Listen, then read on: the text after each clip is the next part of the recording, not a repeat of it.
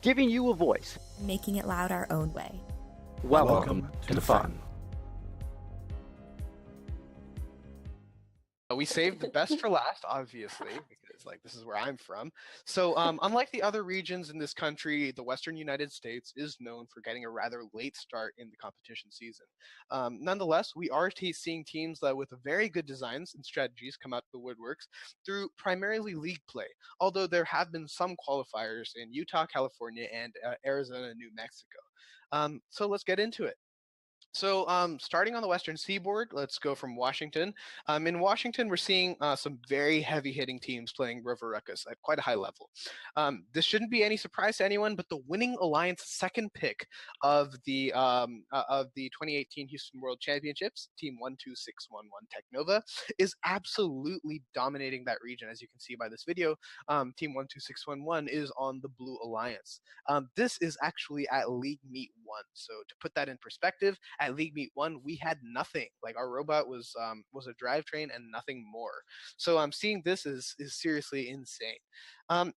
They have scored multiple high scores in this region. I believe a few in the 300s, and I think they max out at about 16 minerals in the lander, but I could be wrong. Don't take my word on that. In addition, as you just saw, they have a double sampling autonomous. It really is something to behold. They're really using their robot very, very effectively. With them, the other very dominant team in Washington is actually their alliance partner on the Blue Alliance, Team 3231. These guys have, as you can see, a very unique scoring mechanism. Well, actually, I take that back. I thought this was a unique scoring mechanism. Like, watching all of these other robots from other regions in the world shows me that a lot of teams are taking this approach to the game, which is pretty cool. But I really do like this kind of single pivot arm type scoring device. But as you can see, 12611 on the other hand, they have a very simple 2-bar. Well, actually, I'm not going to say very simple, but they have a 2-bar with a very, very rapid intake. So these are two separate mechanisms, as we were mentioning earlier. Two slide system, I think we called it. So we can see Team 12611 doing this very effectively. In addition to this, as you can see, they actually have a sorting mechanism on that on their dumper, so that allows them to collect whatever they want in the glyph, not in the glyph bit, in the crater, and be able to score it very, very effectively. Absolutely. So. As you can see, if you can in this video, actually, this was where they scored 319 points. Quite impressive in the Richie League Meet 1. As I mentioned, League Meet 1 pretty early in their season, so I can't wait to see how they do. I really personally like expanding this into what like the season is going to be. I feel like this has the potential to be a meta. I really do think that this is going to be one of the most dominant robots, most dominant types of strategies. And as we are seeing in different regions of the United States, it is what a lot of teams are going for. So already we can see we can really see how it's working out for these teams.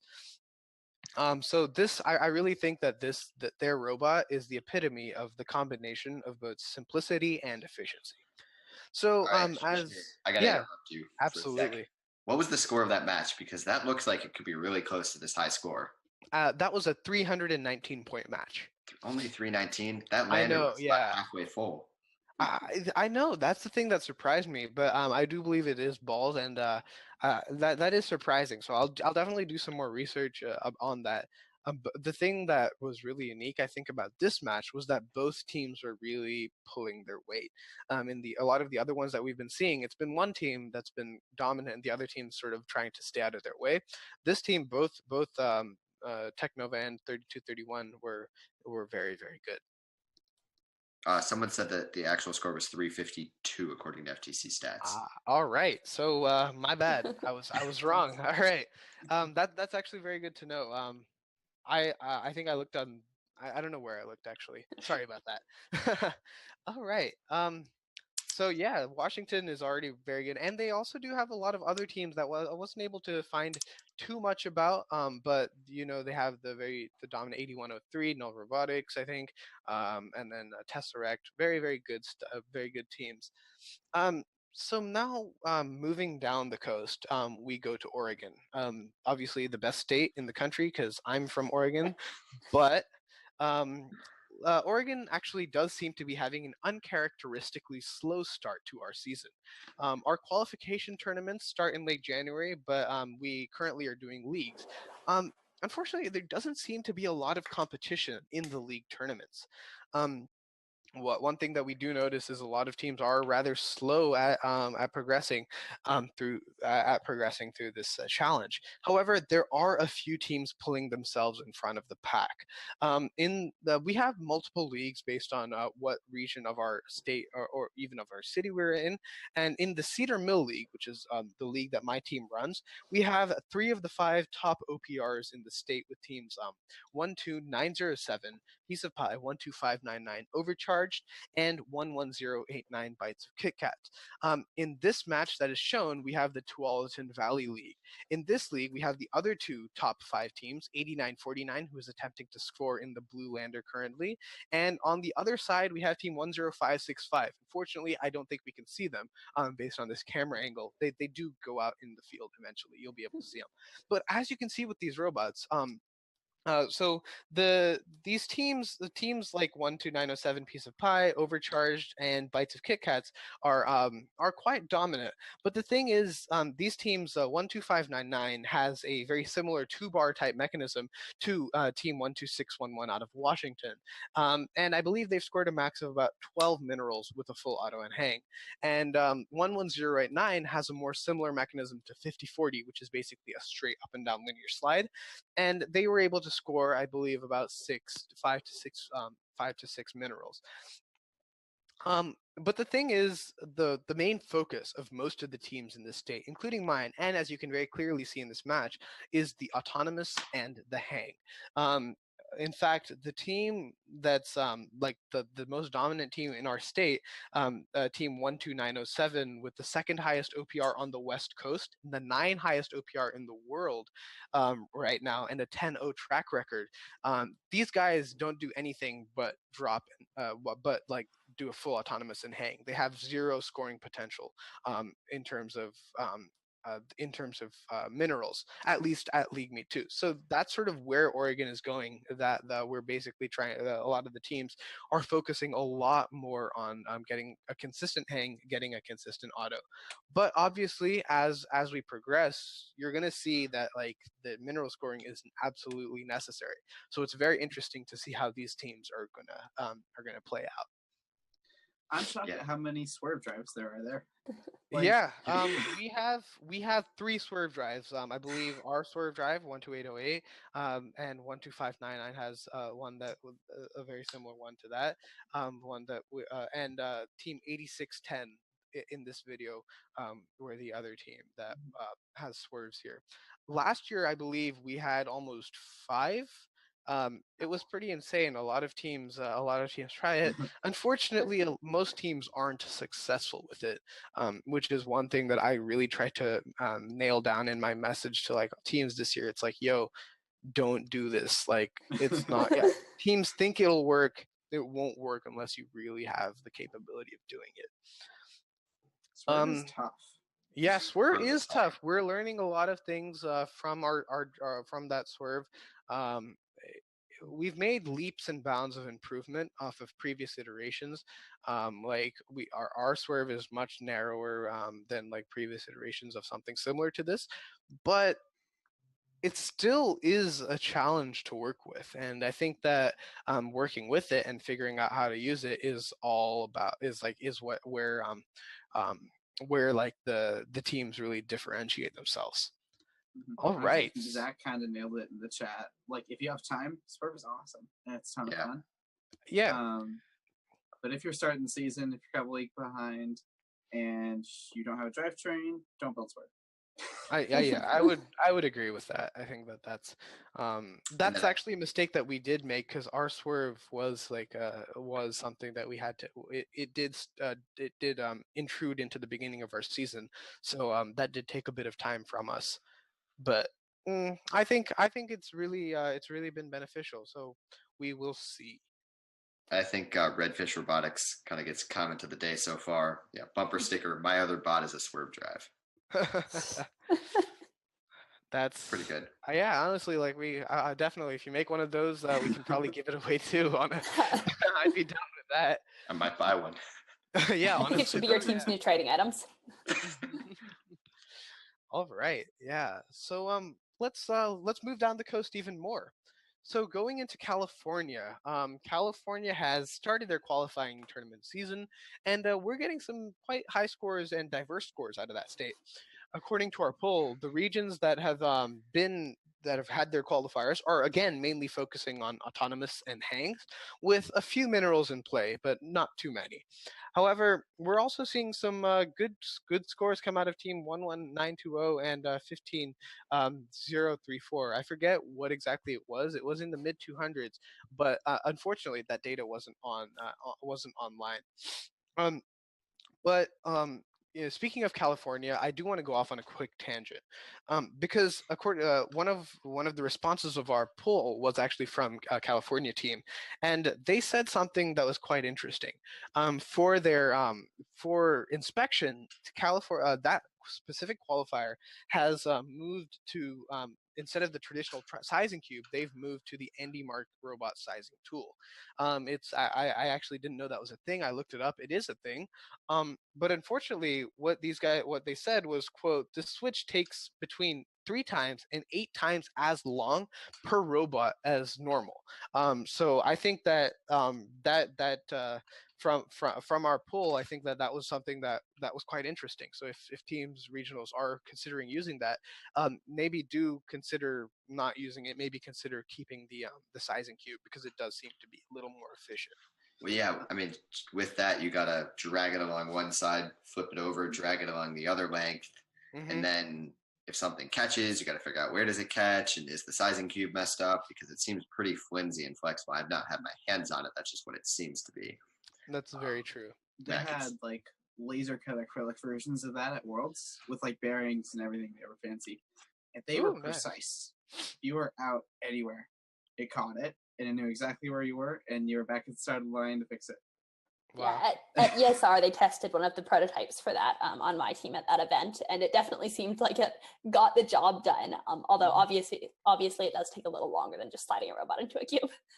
Yeah, cube's the perfect way. My team always goes down on top. You can always see exactly where the issue is going down on top. I think cubes can be built quite well. Yes. So I don't know. We'll see. What were you saying? Build one for your team, because it's awesome to figure out where you're out of the box if you're out of the box. 100%. I would agree with that. Very good advice. Yep.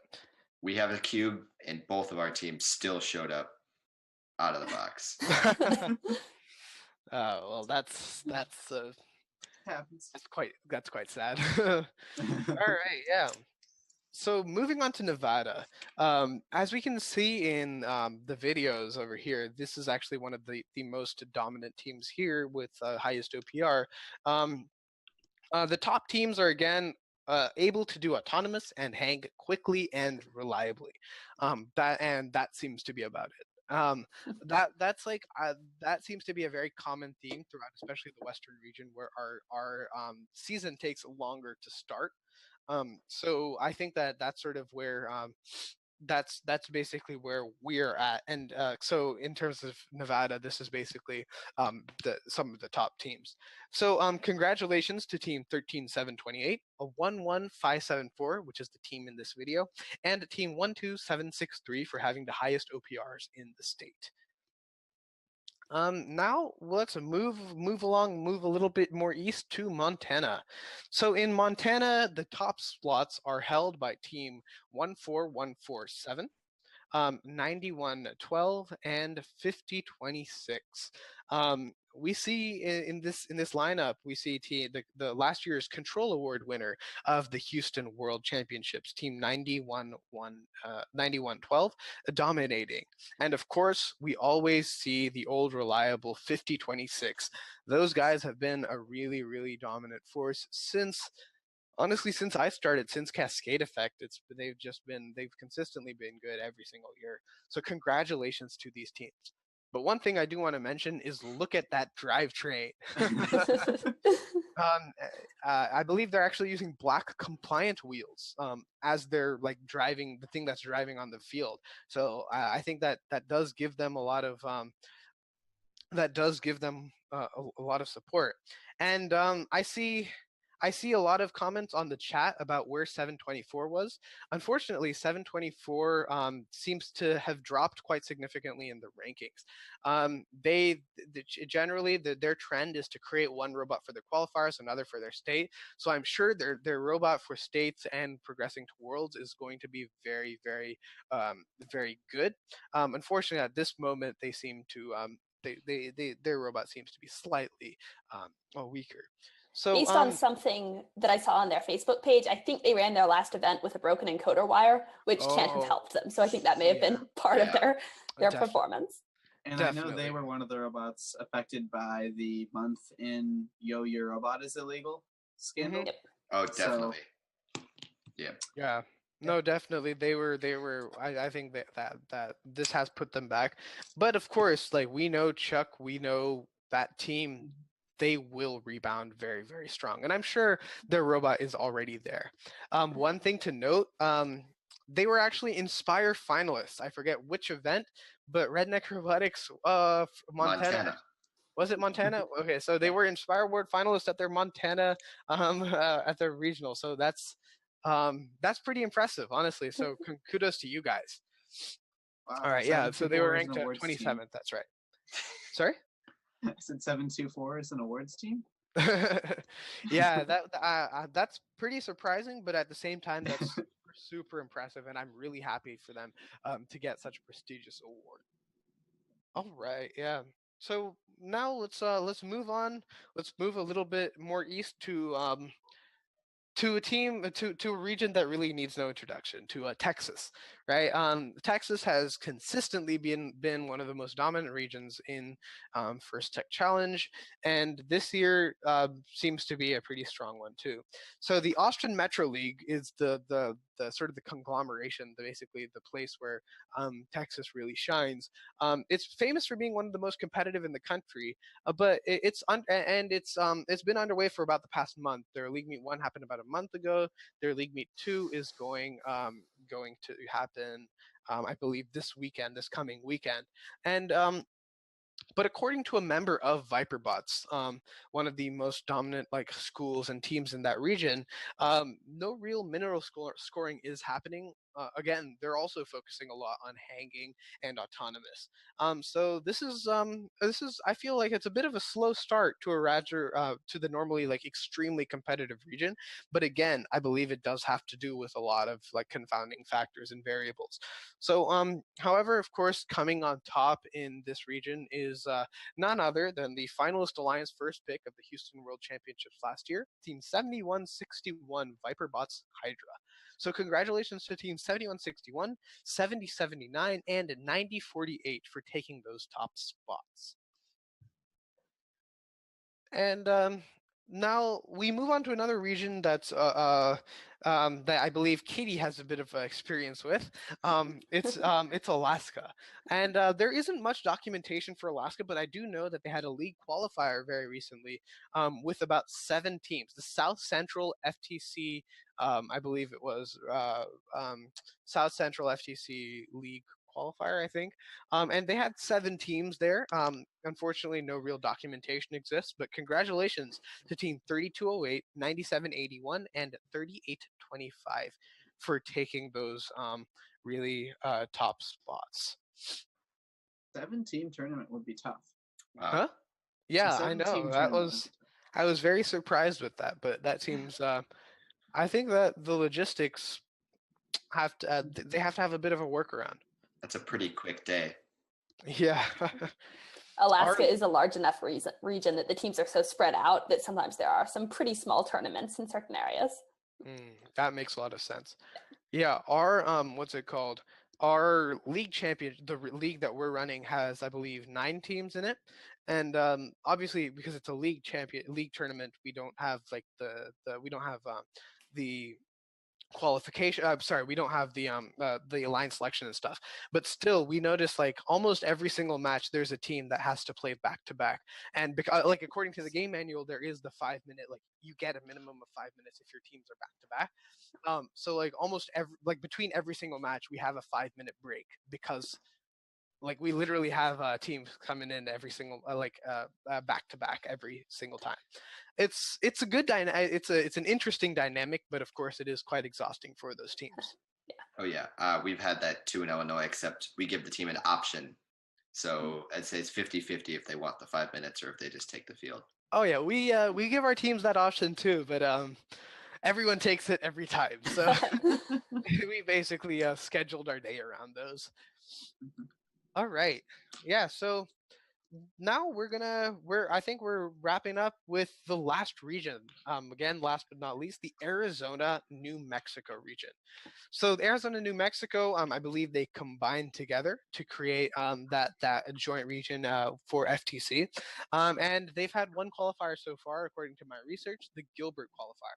The Gilbert qualifier has had some pretty heavy-hitting names, such as 2844 Valley X, the Winning Alliance second pick of the 2015 World Championship, as well as Team 3666 Hawk Robotics. I believe those guys placed pretty well at the West Super Regionals 2 years ago. In this video that's up and coming, you're going to see the 3 top teams in this region. You're going to see 12. So congratulations to Team 12767, 2844, and 3666 for having very high OPRs. But as you can see through this video, again, not too much scoring. It's mainly just autonomous and hang, and then pushing stuff into the depot, basically as you go through it. So as you can see here, like the top teams mainly have a consistent autonomous. Valley X was having a little bit of trouble this match, and a very, very quick and consistent hang. These are allowing these 2 mechanisms are allowing teams to seed very high and perform very, very well at their tournaments. So 28, but in this match, as you can see, 2844 seemed to have dropped something there, but they do actually have an intake/scoring mechanism on their robot. Doesn't work in this match, but I'm super excited to see how it works out for them. But another thing that about this this region and about this regional that was quite interesting is the design for the 2 top teams. If you notice 12767 and Valley X, they both have their robots are both short enough that they actually go underneath the lander. That's a strategy that these guys are trying to implement so that they can cut down the times to steal other teams' the minerals from the other team. And so that was actually something that was quite interesting and quite funny for me to see. Yeah. It's cool. We saw Crack and Pin out of West Virginia went with the same strategy, but they had a full scoring mechanism, which is pretty awesome as well. And they actually used that autonomous in a match that we didn't see. So they dropped off their team marker with their extending intake, hit the first sample, went underneath the lander, hit the second sample, and then I don't think they parked in that match, but that's seriously amazing. Wow. So great. Thank you to all of our co-executive producers, keeping fun loud, live, and independent. Pledge your support at patreon.com/first updates now.